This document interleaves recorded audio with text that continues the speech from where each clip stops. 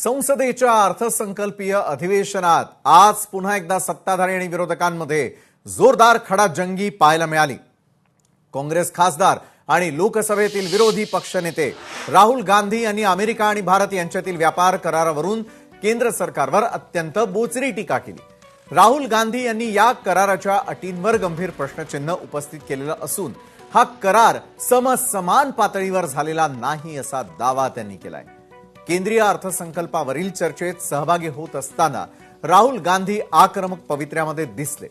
या व्यापार करारामुळे भारतीय शेतकऱ्यांच्या हिताचा बळी दिला गेलेला आहे असं राहुल गांधींचं म्हणणं आहे। देशाच्या शेतकऱ्यांचं भविष्य या करारानं चिरडलंय असं देखील राहुल गांधींनी म्हटलं। इतकंच नव्हे तर अत्यंत कठोर शब्द वापरत राहुल गांधींनी सरकारवर निशाणा साधला। भारत मातेला विकण्याचं काम सरकारनं केलेलं आहे आणि यासाठी त्यांना लाज वाटली पाहिजे अशा शब्दात त्यांनी आपला संताप व्यक्त केला। इतिहासाचा दाखला देत राहुल गांधी म्हणाले की आजवर कोणत्याही भारतीय पंतप्रधानांना असं पाऊल उचललेलं नव्हतं आणि भविष्यातही कोणी असं करणार नाही।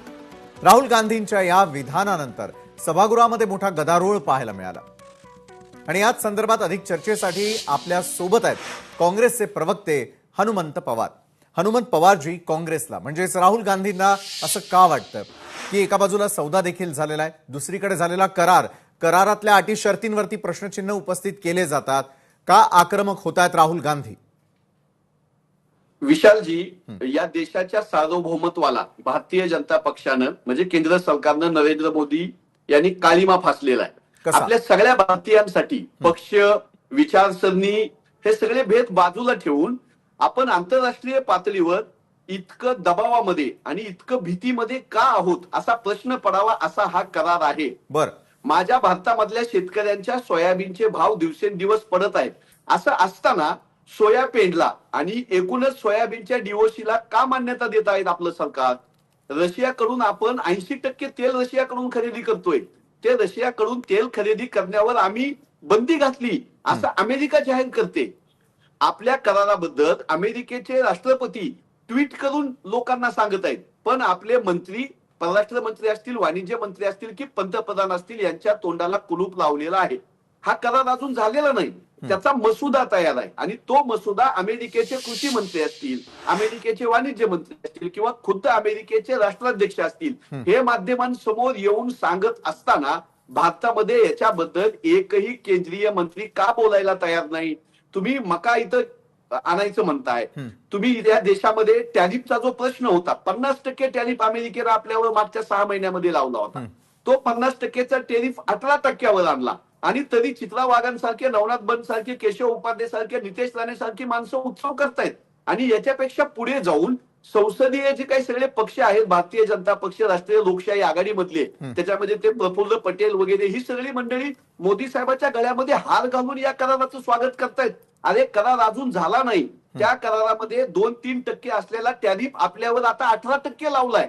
आपल्या शेतकऱ्यांना कधी नव्हे ते आंतरराष्ट्रीय करार। पण हनुमंतजी, सरकारनं अमेरिकेला सगळं काही सोपवलं असा थेट आरोप कसा काय होऊ शकतो? काय काय सोपवलं नेमकं? कुठल्या गोष्टींवरती आक्षेप आहे तुमचा? साधं म्हणणं आहे की आपल्या भारतातून अमेरिकेला ज्या वस्तू आपण देणार आहोत त्या वस्तूवर 10% पासून 30% पर्यंत टॅरिफ होता आपल्या मालावर, तो टॅरिफ आता 0% झाला असं त्यांचा परराष्ट्र मंत्री सांगतोय। आणि आपल्या इथं येणाऱ्या ज्या वस्तू होत्या त्या वस्तूवर काही टॅरिफ नाही, त्या वस्तूवरचा 0 टॅरिफ असणार आहे। तर तुम्ही आपला माल त्यांच्या देशात जाताना तुम्ही इतका टॅरिफ लावताय की आपली निर्यातच होणार नाही आणि त्यांचा माल आपल्या देशात येताना तुम्ही कुठलाही टॅरिफ लावत नाही। ही कुठलं आपलं देशाचं हित आहे? हे कशाचं? आपलं कापड जाणार आहे अमेरिकेमध्ये, त्याच्यावर 36 ते 38% टॅरिफ आणि बांगलादेशचं कापड जातंय त्याच्यावर 0% टॅरिफ। तर ही असं म्हणता का? हा दबाव का? ही भीती का? का आम्ही रशियाकडून तेल खरेदी करायचं नाही? आमचा देश हा सार्वभौम देश आहे, आमच्या देशातल्या लोकांनी केंद्र सरकार निवडलेलं आहे, आम्ही कोणाकडून खरेदी करायची आणि कोणाकडून करायची नाही याचा निर्णय अमेरिकेचा राष्ट्राध्यक्ष का घेतोय? भारत सरकारवरती दबाव असल्याचं जे म्हणतात, हा दबाव नेमका कुणाचा आहे? राहुलजींनी संसदेमध्ये सांगितलं की या सरकारमधल्या मंत्र्यांची अमेरिकेच्या हातामध्ये अशी काही गुपितं आहेत का जी एप्स्टीन फाईलच्या माध्यमातून जगभरामध्ये गाजली जात आहेत?